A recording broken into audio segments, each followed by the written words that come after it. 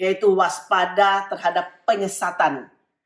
Kita tetap berpegang teguh pada kebenaran firman Tuhan. Hari ini ku bersyukur merasakan kasih setiamu.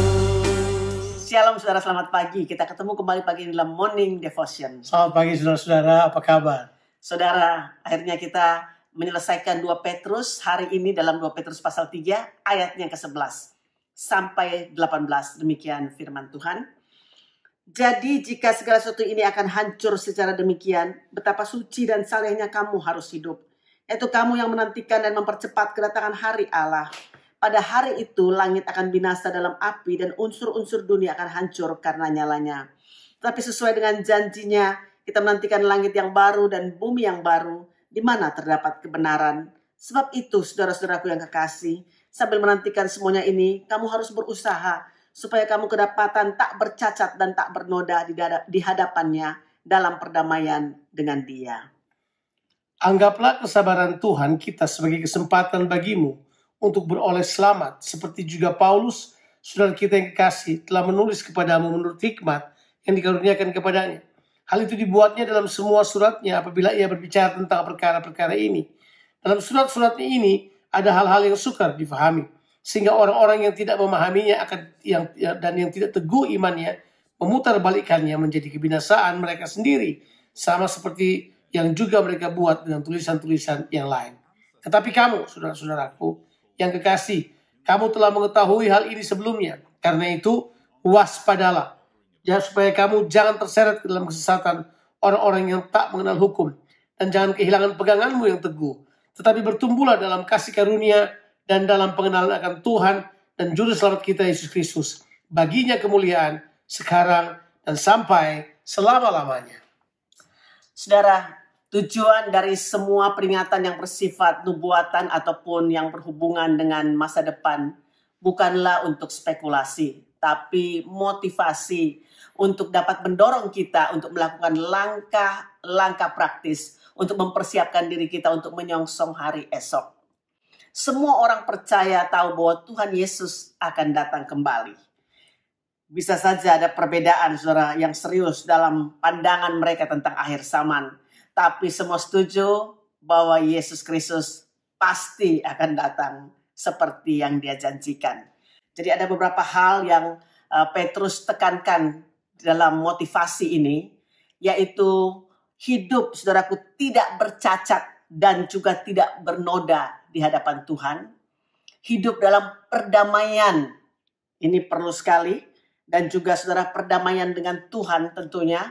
Lalu mempercepat kedatangan Tuhan dengan menyelesaikan kehendak Tuhan dalam kehidupan kita. Petrus secara serius memberitahukan bahwa di akhir zaman nanti, kalau Yesus datang kali yang kedua, dikatakan bahwa bumi ini akan dihancurkan. Itu jelas. Langit binasa dan api unsur-unsur dunia akan hancur dengan nyalanya. Tapi kita bilang, kita orang percaya nggak perlu kaget.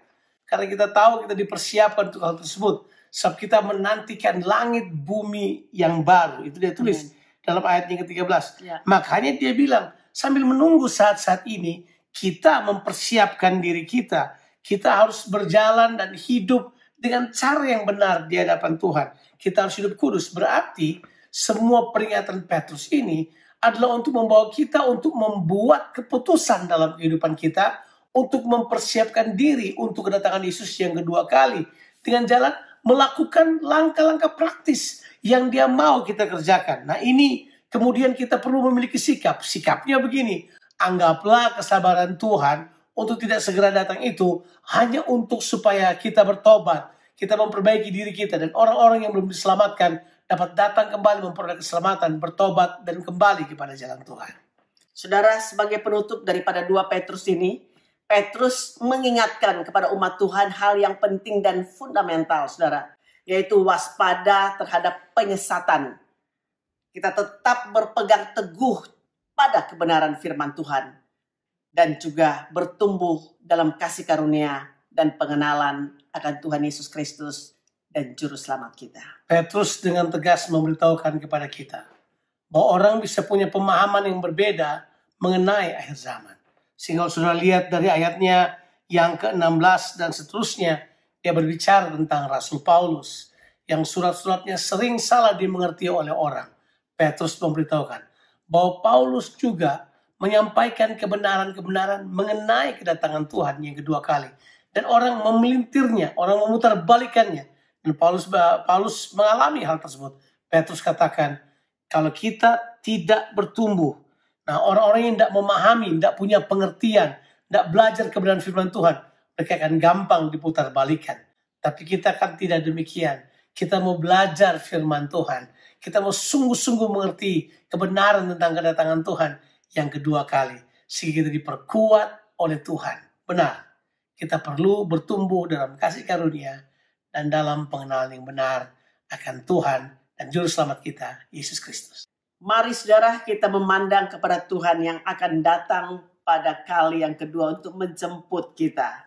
Ketahuilah saudara bahwa keselamatan kita sudah sangat dekat. Tuhan Yesus memberkati saudara sekalian.